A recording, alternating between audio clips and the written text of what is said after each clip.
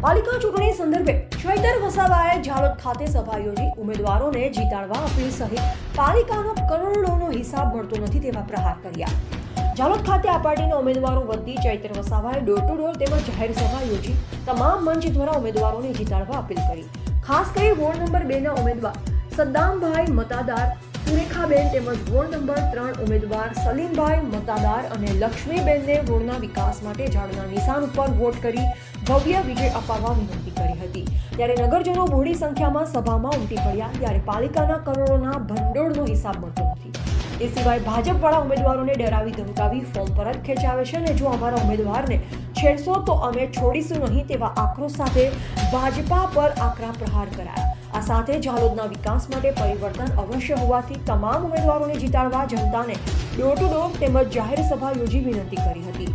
Reporter Pankaj Pandit, Jhalod. આમ આદમી પાર્ટીમાંથી અમારા અનેક યુવાનો, અનેક માતા બહેનોએ ઉમેદવારી નોંધાવી છે। ત્યારે જે ઝાલોદ નગરપાલિકામાં જે વખતે ઝાલોદ નગરપાલિકા બની ત્યારથી આજ દિન સુધી અનેક પ્રકારના વેરાઓ વસૂલવામાં આવે છે, પણ જ્યારે સુવિધાઓની વાત આવે છે ત્યારે નગરપાલિકાના જેટલા પણ પદાધિકારીઓ ચૂંટાયેલા લોકો છે એ લોકોને જવાબ આપવા માટે પણ રાજી નથી।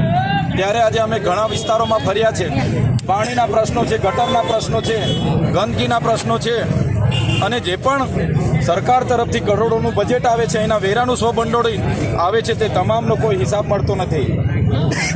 તમામ અહીંના વહીવટકર્તાઓ ભ્રષ્ટાચારમાં ડૂબેલા છે। ત્યારે અમે તમામ વોર્ડમાં ફરીને લોકોને આમ આદમી પાર્ટીમાં મતદાન કરે અને આમ આદમી પાર્ટીને નગરપાલિકામાં શાસનમાં લાવે એવી અમે અપીલ કરીએ છીએ। સાથે સાથે જે પણ અમારા ઉમેદવારો છે એમને ઘણી રીતે પ્રશાસન દ્વારા અને એના નેતાઓ દ્વારા હેરાન કરવામાં આવે છે એવી વાત મળી છે। જ્યારે અમે કહેવા માગીએ છીએ કે આમ આદમી પાર્ટી એ અરવિંદ કેજરીવાલજીની વિચારધારાની અંતર્ગત ચાલે છે। અમે પારદર્શક વહીવટ કરવા માગીએ છીએ।